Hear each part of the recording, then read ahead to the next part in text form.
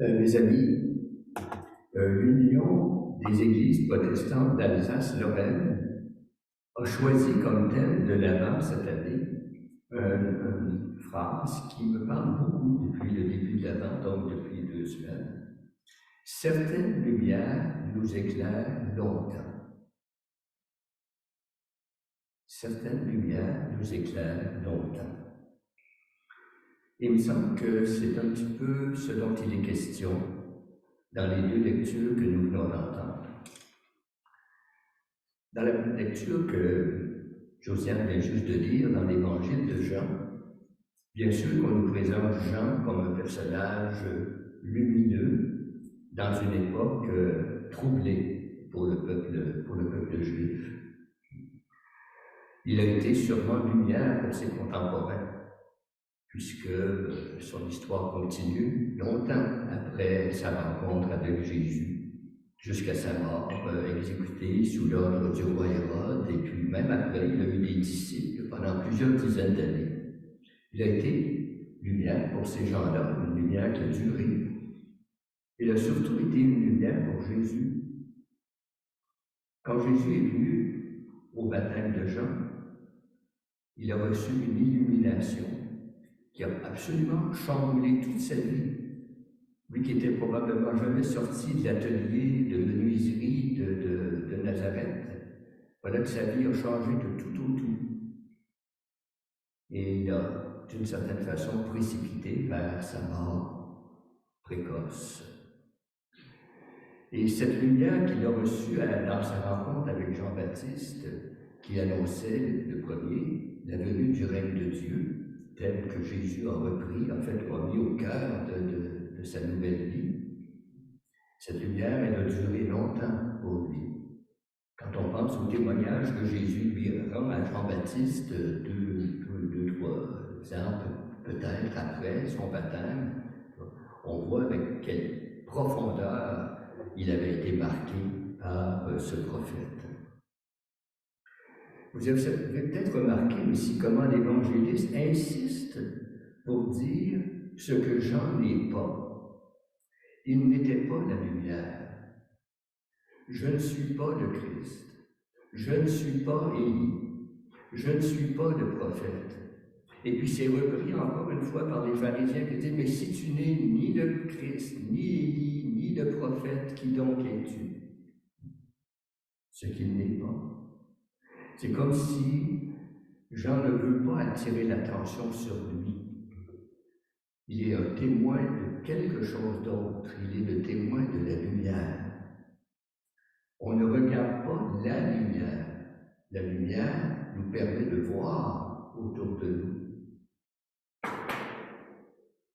Jean vint en témoin pour rendre témoignage à la lumière. Mais c'est une question que je ne m'étais jamais posée avant d'avoir à préparer cette prédication. Mais comment ça que la lumière a besoin de témoins? Quand elle est allumée, quand elle est là, pourquoi elle aurait besoin de témoins? J'ai entendu dans une des méditations justement proposées par l'Union des Églises protestantes d'Alsace et Lorraine qu'on trouverait dans le Talmud une petite phrase très simple. Un peu de lumière chasse beaucoup de ténèbres. Un peu de lumière chasse beaucoup de ténèbres. Alors pourquoi la lumière aurait-elle besoin de témoins?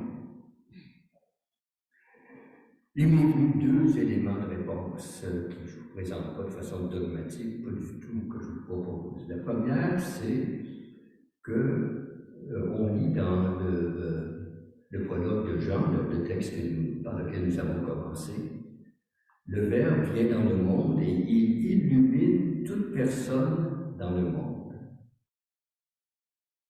Et lui-même, dans le chapitre 8 de l'Évangile de Jean, va nous dire « Je suis la lumière du monde, qui me suit ne marche pas dans les ténèbres. » Quelle bonne nouvelle!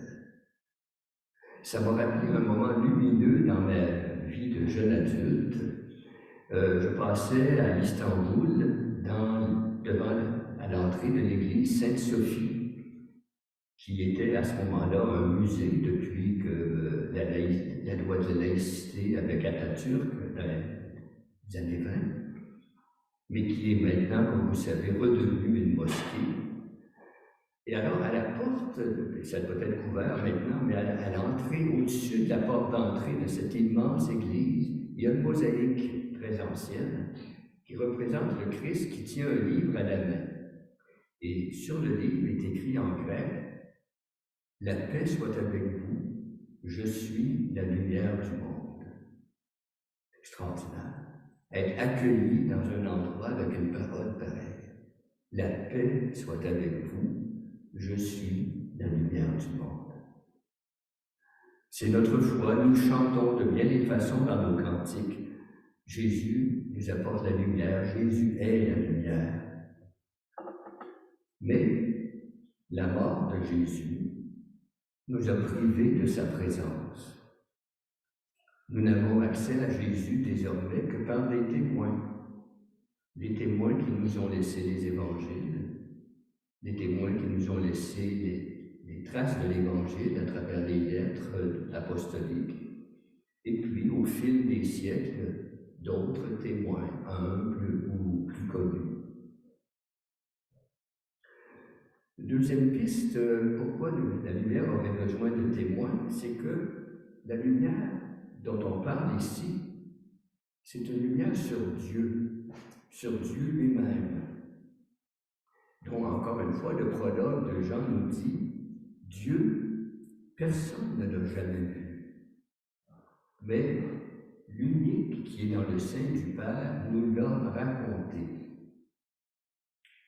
C'est frappant de voir que, vous savez, la Bible ne décrit pas Dieu. La Bible n'explique pas Dieu. La Bible raconte Dieu. Elle le raconte avec des récits.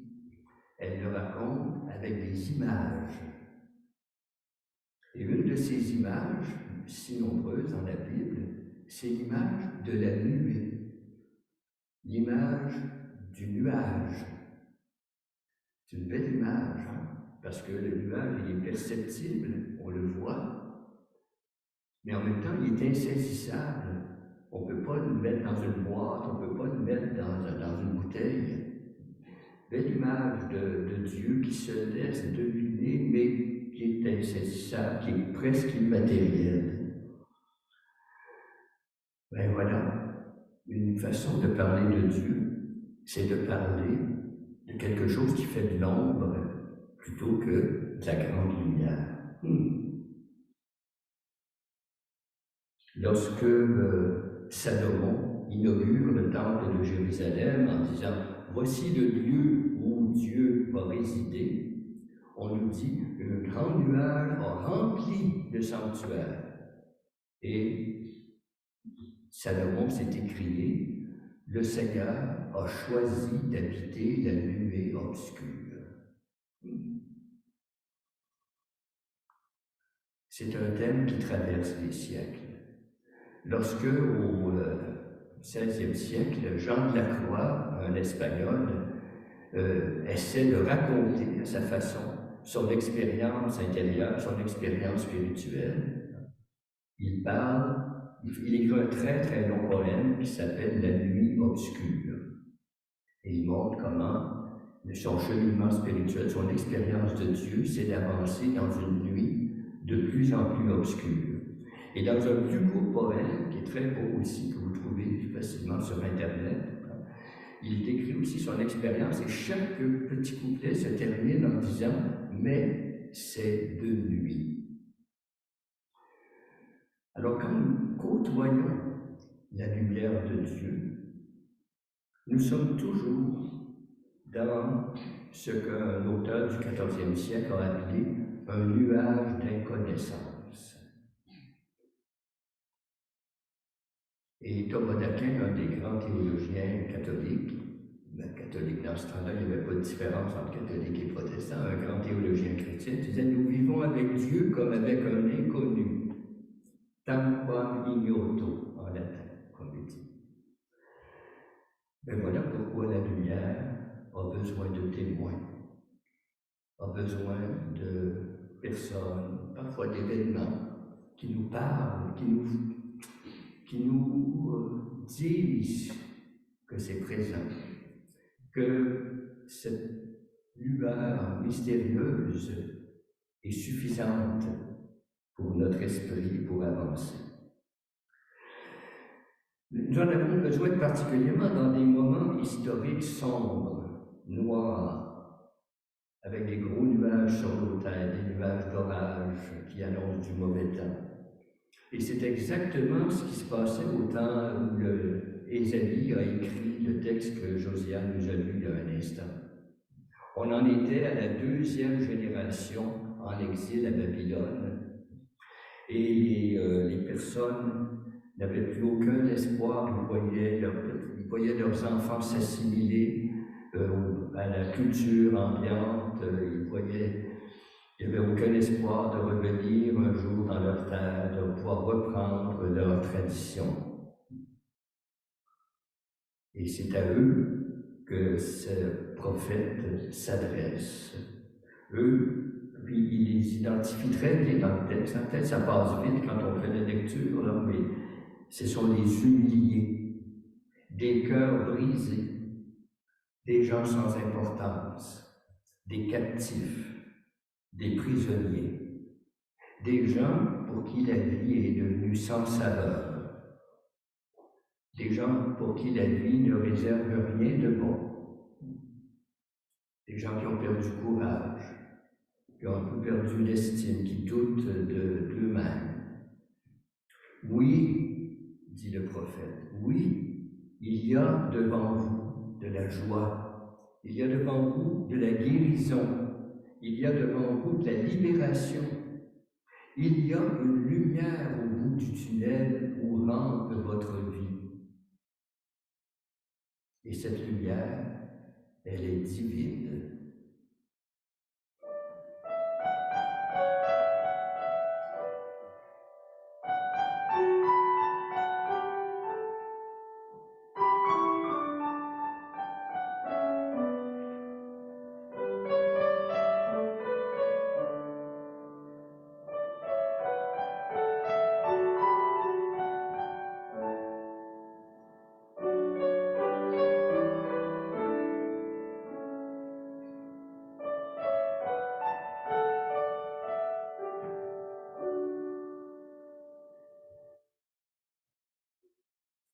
Certaines lumières nous éclairent longtemps.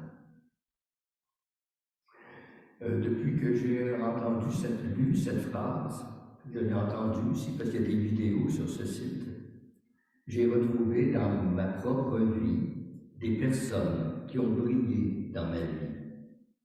J'ai revu avec émotion 2 professeurs, un qui m'a donné la passion de la Bible et un autre qui m'a révélé la richesse de la tradition spirituelle chrétienne. J'ai repensé à des auteurs, des penseurs, des chercheurs qui ne m'ont jamais rencontré, mais qui m'ont proposé des pistes de réflexion et des pistes d'action et des pistes de recherche qui ont été fécondes. J'ai pensé à des écoutants attentifs qui m'ont accompagné quand mon ciel était lourd et que je ne voyais plus clair, et qui m'ont aidé dans certaines décisions. Ils ont tous été pour moi des témoins de la lumière qui m'ont éclairé longtemps et encore jusqu'à aujourd'hui. Et je pense que, juste en évoquant ce que ça m'a fait vivre, vous avez sûrement plein de noms qui vous viennent spontanément à l'esprit. Des personnes, des auteurs, des musiques, des événements qui ont été un éclat de lumière dont vous avez été marqué, qui vous habite encore avec reconnaissance. Il y a nos vies personnelles, mais il y a aussi la vie sociale. La semaine dernière, on a décerné, comme vous savez, le prix Nobel de la paix à Narges Mohammadi, qui est en prison en Iran. Ce sont ses 2 enfants, les 2 jumeaux, qui sont réfugiés en France, qui sont venus recevoir le prix. Il me semble que, comme bien d'autres récipiendaires, chrétiens ou non chrétiens, des récipiendaires du prix Nobel de la paix sont des témoins de la lumière. Il y en a qui sont comme des gros phares, des gros projecteurs, hein, des politiciens, des personnages célèbres. Mais il y en a des gens dont personne n'a jamais entendu parler. Puis je regardais la liste des récipiendaires du prix Nobel de la paix, là, puis il y a d'illustres inconnus qui ont pourtant été reconnus parce que dans leur milieu, ils étaient une lumière qui donnait de l'espoir, qui changeait les choses, qui ouvrait au pardon, à la réconciliation, à la paix. Mais vous savez, sur 123 ans que le prix Nobel de la paix existe, plus que 10% du temps, c'est-à-dire 19 fois, on n'a pas décerné le prix Nobel de la paix. On a toujours trouvé quelqu'un pour un prix Nobel de littérature, de physique, de médecine, ou presque toujours. Des fois, les années de guerre, il n'y a pas eu de prix Nobel. Mais c'est comme si les témoins de la paix, les témoins de la lumière, ne sont pas nécessairement toujours, courent pas les rues, si je peux dire, comme ça. Et pourtant, Dieu suscite toujours aujourd'hui, comme hier, et comme il le fera demain, prix Nobel de la paix ou non, des témoins de la lumière. Peut-être que nous connaîtrons un jour comment aujourd'hui, en Iran, en Ukraine, en Russie, en Israël, en Gaza, il y a présentement des témoins face à l'injustice, à la violence, à la haine, des gens très simples qui sont des artisans de paix, d'espoir, de réconciliation, par leur courage, leur oubli d'eux-mêmes, leur sens de l'humain.